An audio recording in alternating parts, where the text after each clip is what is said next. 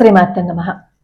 ఆకలి ఇంట్లోనేమో ఎంతో మంది కుటుంబ సభ్యులు వాళ్ళ ఆకలి తీర్చలేక, వచ్చిన జీతం సరిపోక, ఒక్కొక్కసారి ఆకలికి తట్టుకోలేక మంచినీళ్లు తాగి పడుకున్న ఆ కుటుంబంలో అనుగ్రహం ఎలా వచ్చింది, కనక వర్షం ఎలా కురిసింది అనేది ఈ వీడియో సారాంశం. ఈ లక్ష్మీనారాయణన్ గారి వాళ్ళ నాన్నగారు అనమాట. ప్రతిరోజు ఆయనకు ఊహ తెలిసిన దగ్గర నుంచి, లక్ష్మీనారాయణన్ గారికి ఊహ తెలిసిన దగ్గర నుంచి అసలు వాళ్ళ నాన్నగారు ఏ రోజు శివ పూజ మానేవారు కాదనమాట. అలాగే పరమాచార్య స్వామి వారి మఠంలో సేవ చేస్తూ వస్తూ ఉండేవారు.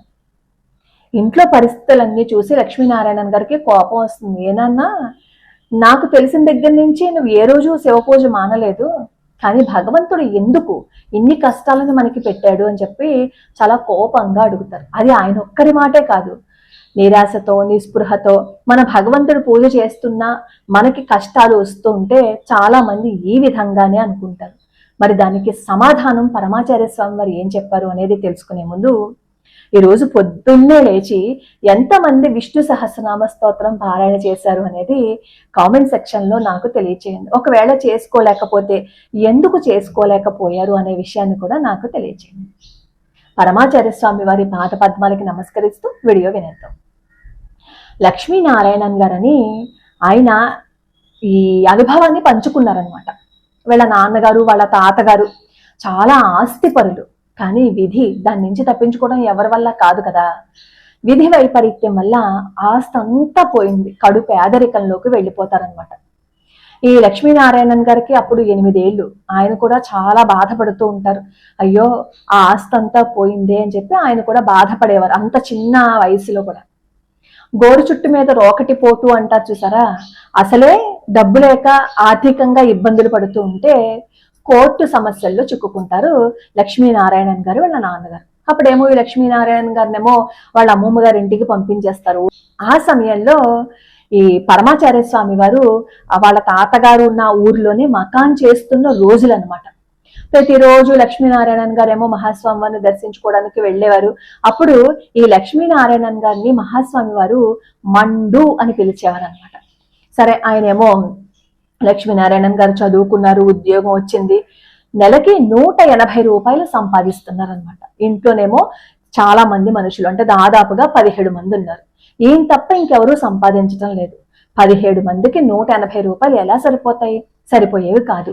గంజి నీళ్లు కూడా తాగుతూ ఉండేవారు. అలాంటి పరిస్థితుల్లో కూడా ఈ లక్ష్మీనారాయణన్ గారి నాన్నగారు ఏం చేసేవారు, ప్రతిరోజు శివ పూజ చేస్తూ మహాస్వామి వారి మఠానికి వెళ్ళి అక్కడ సేవ చేస్తూ ఉండేవారు అనమాట. ఒకసారి కోపం వస్తుంది. ఏనాన్నా, ఎందుకు నీ పూజలన్నీను? ఏ పరమాచార్య స్వామి వారికి మన కుటుంబం గురించి తెలీదా? ఆయన మన కష్టాలను ఎందుకు తీర్చడం లేదని చాలా కోపంగా అడుగుతారనమాట. సరే, ఈ లక్ష్మీనారాయణన్ గారు వాళ్ళ నాన్నగారు ఏం చేస్తారంటే మహాస్వామి వారి దగ్గరికి వెళ్ళి మొత్తం తన కుటుంబ పరిస్థితి, తన కొడుకు ప్రవర్తన మొత్తం అంతా చెప్తారనమాట. మహాస్వామి వారు అంటారు, మరుసటి శుక్రవారం నేను మీ ఇంటికి వస్తాను అని చెప్పి చెప్తారు. చాలా సంతోషపడతారు. మహాస్వామి వారు రావడం అంటారు ఏమన్నా సామాన్యంగా చెప్పండి, ఎన్ని జన్మల అదృష్టం చేసుకుంటేనో వస్తారు. సరే, ఈ విషయం ఏమో కొడుకుతో చెప్తారనమాట లక్ష్మీనారాయణన్ గారు వాళ్ళ నాన్నగారు. ఇదిగో ఇలాగా పరమాచార్య స్వామి వారు వస్తానన్నారు, కాబట్టి నువ్వేమో కళాశాల అయిపోయిన తర్వాత వెంటనే ఇంటికి వచ్చే అంటారు. ఎందుకంటే ఈ లక్ష్మీనారాయణన్ గారు రోజు కళాశాలలో పని చేసుకున్న తర్వాత అదనంగా ఇంకొక చోట పనిచేస్తూ ఉండేవారు అనమాట. కాస్త డబ్బులు ఇస్తే కుటుంబాన్ని పోషించుకోవచ్చు అని ఉద్దేశంతో. అయితే వాళ్ళ నాన్నగారు అందుకే చెప్పారు కళాశాల నుంచి తొందరగా ఇంటికి వచ్చేసేయని. కానీ లక్ష్మీనారాయణన్ గారికి కోపం అనమాట. ఆయనకి ఇంక విరక్తి వచ్చేసింది. ఇంకా దేవుడు నా కష్టాన్ని తీర్చట్లేదు అని. ఈ మహాస్వామి వారు వస్తారు, తొందరగా వచ్చేయని వాళ్ళ నాన్నగారు చెప్పినా ఈ లక్ష్మీనారాయణన్ గారికి విరక్తి వచ్చేసింది అనమాట. సరే, మహాస్వామి వారు అన్నట్లుగానే శుక్రవారం వచ్చింది. మహాస్వామి వారు ఏమో ఇంటికి వచ్చారు, శ్రీచక్రాన్ని ప్రతిష్ఠించారు, ఆ కుటుంబం గురించి అన్ని విషయాలు తెలుసుకున్నారు. కొడుకు వస్తాడేమో అని లక్ష్మీనారాయణన్ గారు తండ్రి ఎంతసేపు ఎదురు చూశారో, కానీ లక్ష్మీనారాయణన్ గారు ఇంటికి రాలేదు.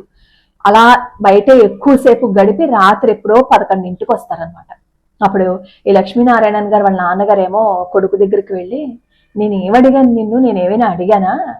ఒంటి మీద ఒక్క జత బట్ట మాత్రమే ఉంది, అయినా సరే నిన్నేం అడగలేదు కదా, ఆకలికి తినడానికి ఏమైనా లేకపోతే ఇది పెట్టు అని నిన్ను అడగలేదు కదా, ఒకే ఒక్క మాట అడిగాను.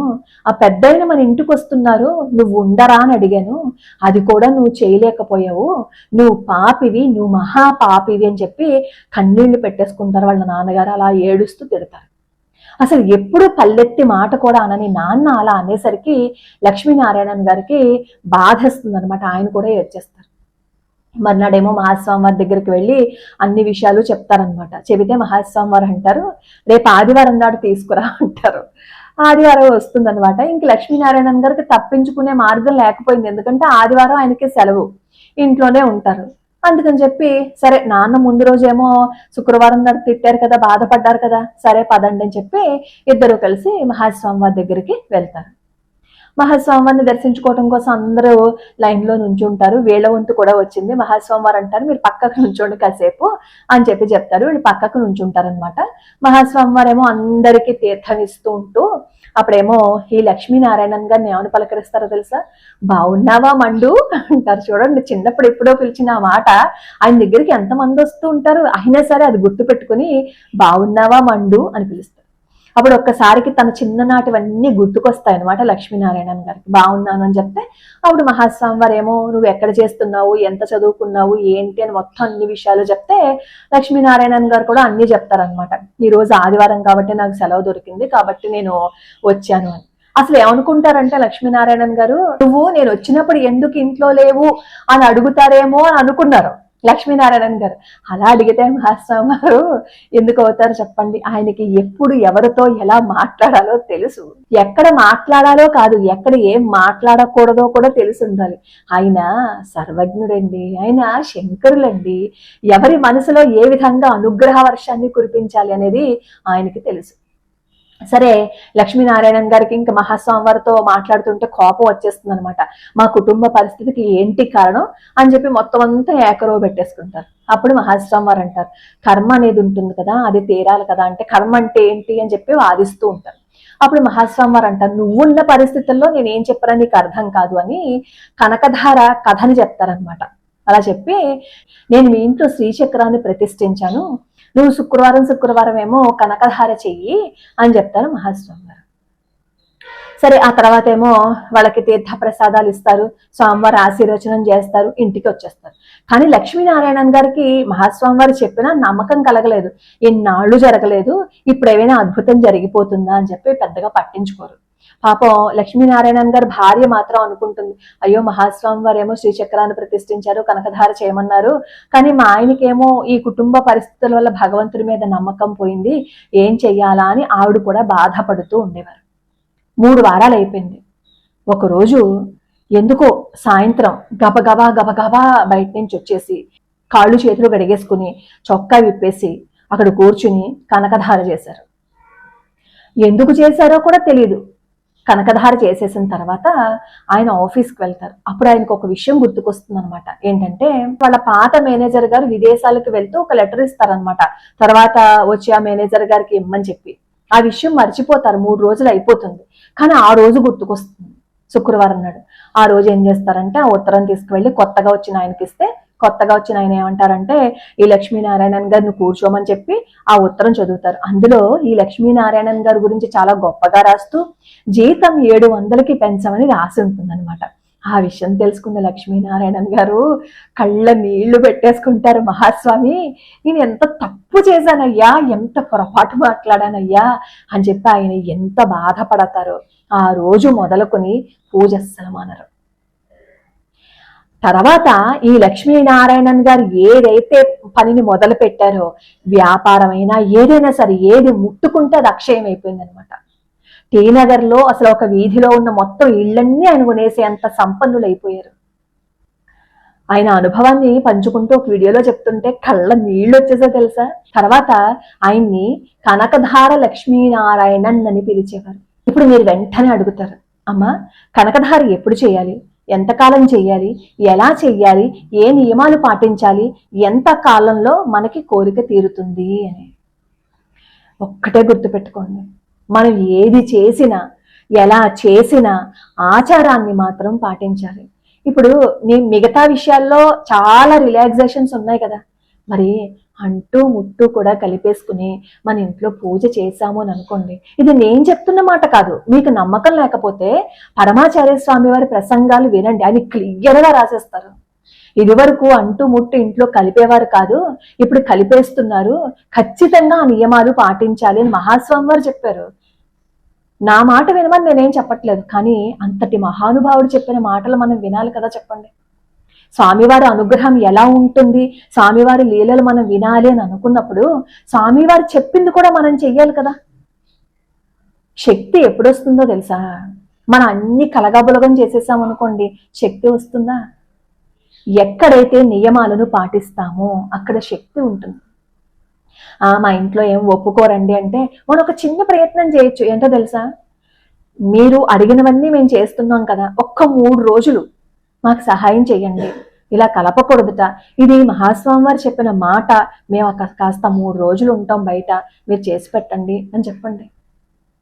ఒప్పుకోలేదు అని అనుకోండి, ఇంకా తర్వాత అది నేనేం చెప్పలేను అని అనుకోండి, కానీ వీలైనంత వరకు అసలు నియమాలు పాటిస్తూ చేస్తే శక్తి వస్తుంది. అలాగే మీరు ఇంకో ప్రశ్న కూడా అడుగుతారు, అయితే శ్రీచక్రం ఇంట్లో పెట్టుకోవచ్చా అండి అని. యంత్రాలు ఇవన్నీ మనం ఇంట్లో పెట్టుకోకూడదు. ఈ మధ్య కాలంలో శ్రీచక్రానికి మేము పూజ చేసేస్తున్నాము, పెద్ద పెద్ద విగ్రహాలు పెట్టుకుని అసలు ఆడవాళ్ళు అసలు అభిషేకం చేయొద్దని చెప్తారు తెలుసా పరమాచార్య స్వామి వారు. అంత పెద్ద పెద్ద విగ్రహాలకి అంతంత యంత్రాలకి చెయ్యొద్దు అంటారు. కానీ కొంతమంది ఏమంటారంటే మేము ఇంట్లో పెట్టుకున్నామండి, ఏమి నష్టం జరగలేదు అంటారు. నాకు మిగతా వాళ్ళు ఏం చేస్తున్నారు అనేది నేను అసలు ఎప్పుడు నేను పెద్దగా పట్టించుకోను, కానీ పరమాచార్య స్వామి వారు ఏం చెప్పారో దాన్ని మాత్రం నేను తూచా తప్పకుండా పాటిస్తాను. అలాగే ఖడ్గమాలు కూడా పరమాచార్య స్వామి వారు ఏమంటారంటే బాలమంత్రం ఉపదేశం లేకుండా చెయ్యొద్దు, అవన్నీ శ్రీ విద్యకి సంబంధించినవి, మీరు చక్కగా స్తోత్రాలు శ్లోకాలు అవి చదువుకోండి బీజాక్షరాలు లేకుండాను అని మహాస్వామి వారు చెప్తారు. ఎవరికైనా మహాస్వామి వారు చెప్పినవి వినాలి అని అనిపిస్తే ఈ నియమాలు పాటించండి. రేపు శుక్రవారం కదా, శుక్రవారం కాబట్టి ఒక్కసారి, ఇది శ్రావణ మాసం కూడా కదా, మీకు శ్రీస్తుతి కావాలి అనుకుంటే శ్రీస్తుతి, కనకధార కావాలి అనుకుంటే కనకధార, సర్వమంగళ అమ్మవారి అష్టోత్తరం కావాలి అనుకుంటే సర్వమంగళ అమ్మవారి అష్టోత్తరం, ఏదో ఒకటి పట్టుకోండి. మనకి కష్టం వచ్చినప్పుడు, మనకి బాధ వచ్చినప్పుడు మనం భగవంతుడి పాదాలు వదిలేస్తాం. అలా వదలకుండా భగవంతుడి పాదాలు పట్టుకునే ఉండాలి. ఆయన అనుగ్రహ వర్షం ఎప్పుడు మనతోటే ఉంటుంది, కానీ మనతో ఉంది అనే విషయం మనం తెలుసుకో. మనం అంతకు ముందు చేసినవి, అంత క్రితం జన్మలో చేసినవి ఇవన్నీ మరిచిపోతాం. మరిచిపోయి మనకిప్పుడు వెంటనే ఇన్స్టెంట్గా ఫలితాలు వచ్చేయాలి అని అనుకుంటాం. భగవంతుడి పాదాలు పట్టుకుంటే మన కర్మ తొందరగా తీరిపోతుంది. ఇక్కడ లక్ష్మీనారాయణన్ గారి జీవితంలో అంతులేని సంపద వచ్చింది. ఒకప్పుడు నీళ్లు తాగి కుటుంబాన్ని గడిపిన రోజుల నుంచి అనేక వ్యాపారాలు చేసే స్థాయికి ఎదిగారు. అసలైన కనకధార అంటే ఏంటో తెలుసా? భగవంతుడి మీద నమ్మకం కోల్పోయింది ఈ లక్ష్మీనారాయణన్ గారి మనస్సు, కానీ ఆయన హృదయంలో మళ్ళీ భక్తి బీజాన్ని వేశారు, అది మొలకెత్తింది. ఎందుకంటే ఏది పోయినా మళ్ళీ తిరిగి తెచ్చుకోవచ్చు అని నమ్మకం ఉండొచ్చు, కానీ ఒక్కసారి గనక మనసు భగవంతుడి వైపు నుంచి పక్కకి తిప్పేస్తే వాళ్ళ మనసు మళ్ళీ భగవంతుడి దగ్గరికి రాదు. ఆ సమయంలోనే దుష్టశక్తులు మన మనసుని మార్చే ప్రయత్నం చేసేస్తుంది. కానీ మహాస్వామి వారు లక్ష్మీనారాయణన్ గారి మనసు మళ్ళీ భగవంతుడి వైపు తిప్పారు. లక్ష్మీనారాయణన్ గారికి కేవలం కనకధార స్తోత్రాన్ని మాత్రమే చెప్పారా మహాస్వామి వారు? కాదు. నీ కష్టాలన్నీ అమ్మవారికి చెప్పుకో, ఆమె పాదాలను గట్టిగా పట్టుకో, తల్లిలాగా నిన్ను రక్షిస్తుంది అని. ఎంత గొప్ప మాట చెప్పండి. మన జీవితంలో కూడా ఇలాంటి రోజులు వస్తాయి. ఎంత ప్రార్థించినా మనకి సమాధానం దొరకకపోయినా, ఎంత కష్టపడినా మన పరిస్థితి మారకపోయినా, మన చుట్టూ ఉన్న వాళ్ళు మనల్ని అర్థం చేసుకోకపోయినా మన మనసులో కూడా ఒక ప్రశ్న వస్తుంది, భగవంతుడా నన్ను ఎందుకు ఇలా పరీక్షిస్తున్నావు, నువ్వు ఉన్నావా అని. అందుకే ఈ శ్రావణ మాసం అంతా పొద్దున్నేమో విష్ణు సహస్రనామ స్తోత్రము, సాయంత్రం శివ సహస్రనామ స్తోత్రం, దీంతో పాటు మీకు ఏ స్తోత్రం వస్తే దాన్ని యాడ్ చేసుకోండి.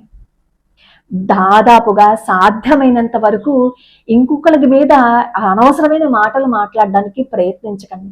మనం వాక్కుతో చేసుకునే కర్మ చాలా కట్టి కుదిపేస్తుంది అంటారు చూసారా, అది సత్యం, అది అక్షర సత్యం. ఖచ్చితంగా మనల్ని కుదిపేస్తుంది తెలుసా. మనం ఇంకొకరిని ఏడిపించే మాటలు, ఇంకొకరి మీద బురద జల్లే మాటలు మానేద్దాం. అవసరమా చెప్పండి? ఈ నోరు భగవంతుడు ఇచ్చాడు, ఈ నోటితో మనం పూజ చేస్తున్నాం కదా. పూజ చేసే ఈ నోటితోటే నికృష్టమైన మాటలు మాట్లాడితే మనకి అనిపించదా చెప్పండి?